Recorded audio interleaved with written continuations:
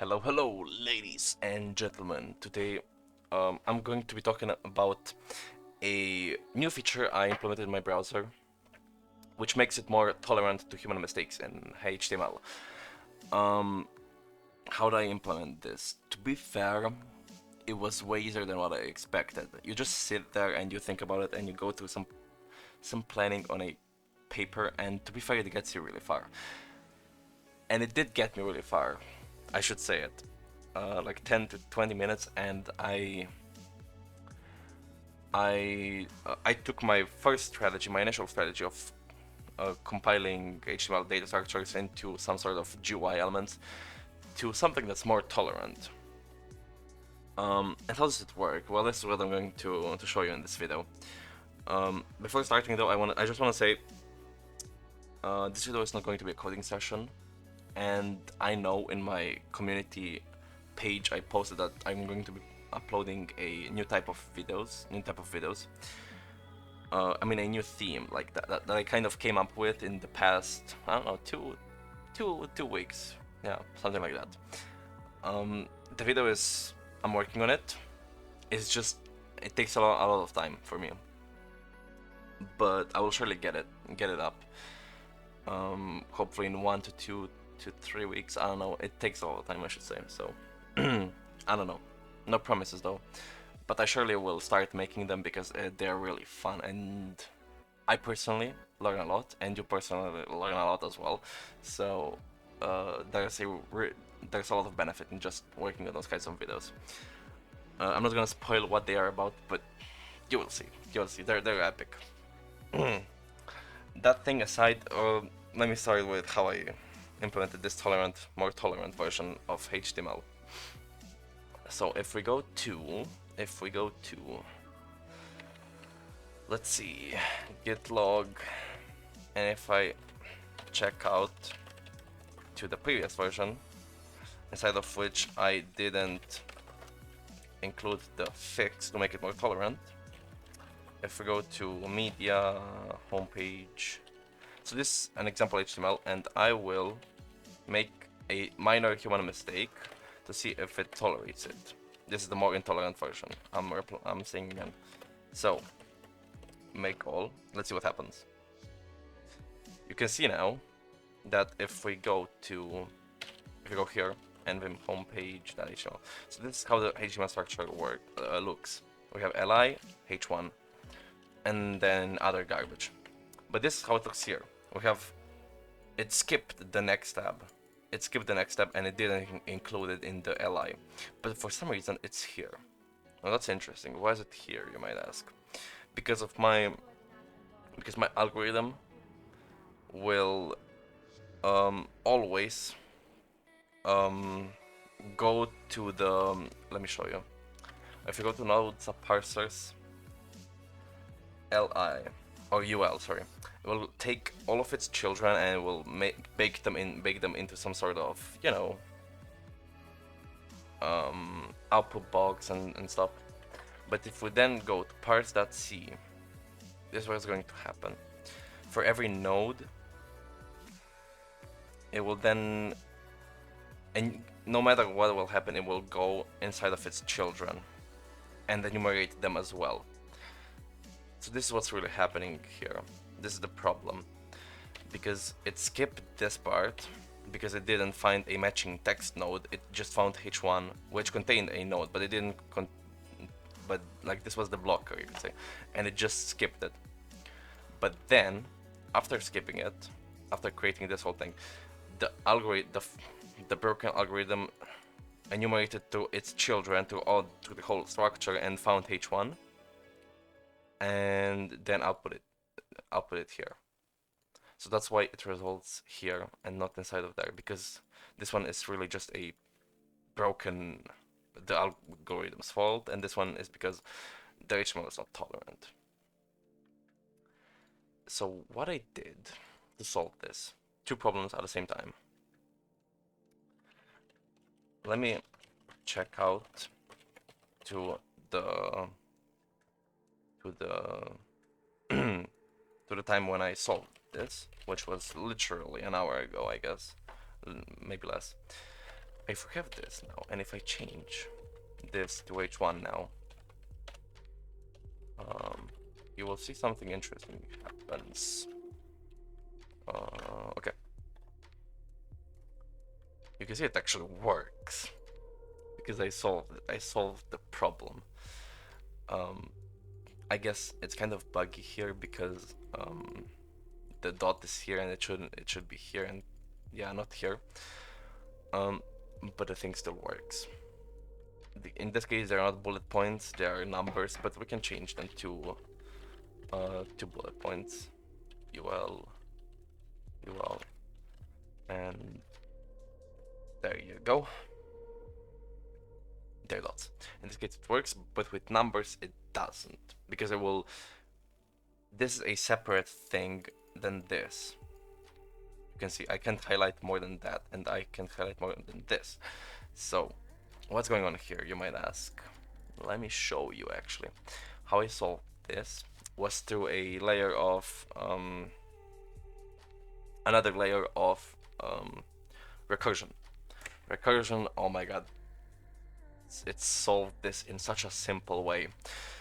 All I'm doing now is doing the same process for parsing the structure until I reach the body element, and then skipping this part, you could say,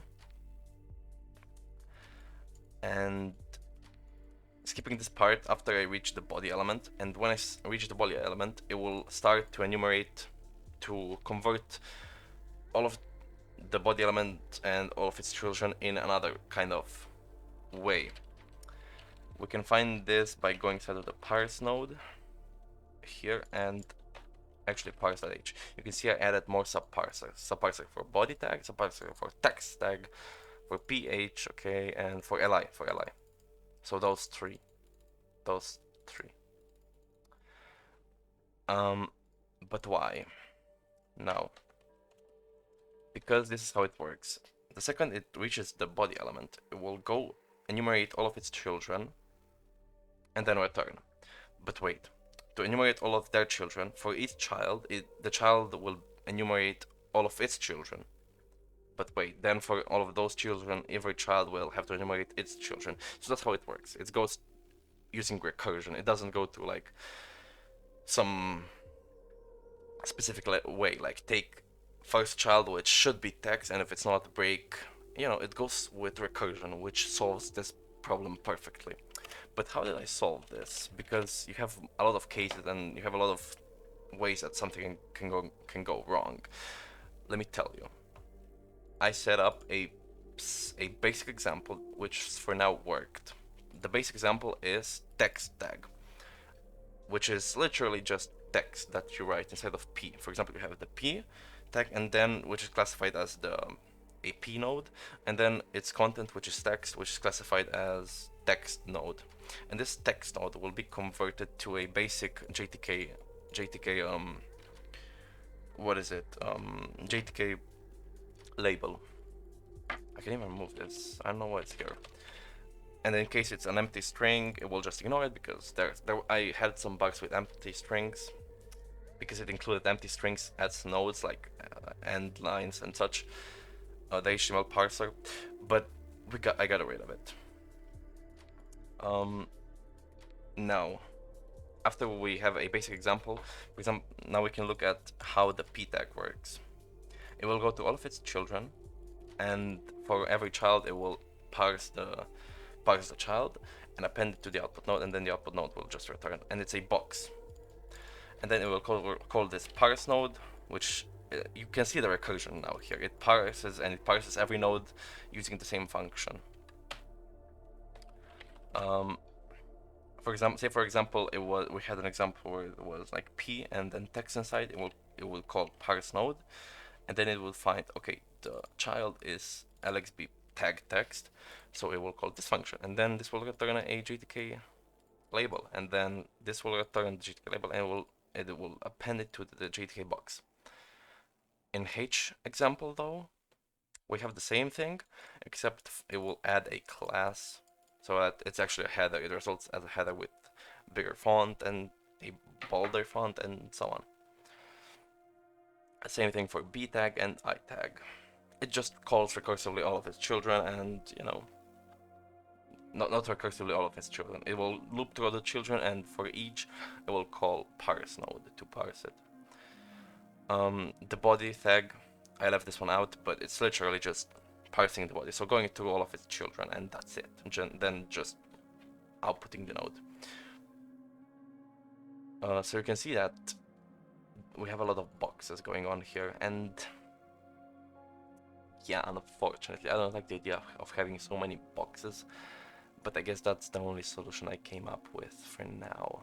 I might make a global box and somehow append them like that to it. That might actually work.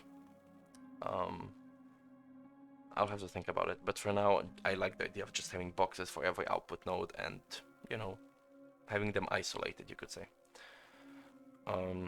So every element has its own elements and so on, and they are all isolated from other elements. You know what I mean. In the case of A tag and IMG tag, they're very specific elements, so I didn't really find a solution to them yet. Maybe in the future, though. Also, the code needs to be refactored because I'm looking at this and I'm like, shit, bro, this garbage code. So yeah. For UL and OL, though, I kind of found a solution. It will check if the if the line, but it will go to all of the children, and then it will parse the node. If it's null, of course, it's going to continue because garbage. Then it'll create a UL line box, which is the box, a horizontal box for every line, for every bullet point. It will append the prefix, and then it will append the what is it? The parse node, which in our case could be li, it could be text, it could be literally anything, Same for OL, except we have numbers here. We have a iterations counter, and we just use ASPrintf to format a string and then do the same thing as we do up here. And that's the whole theory behind it. You call implementing recursion into the conversion between HTML and GUI elements. That's all I did. I thought it was gonna be way more complex and way many more if statements, loops, and such. But to be fair, recursion does this perfectly, and I'm so satisfied with this. I mean, there's more things that I have to fix, but I'm satisfied. I'm satisfied with the code I have for now. So yeah, this was the explanation. I hope you liked it. I don't know, and that's it. Hopefully, as I said, I will try to push the new video that I'm working on as soon as possible. But I also want quality over quantity more, so rather that, rather that. But I'll try both. So yeah, that's all really. That's all for this video.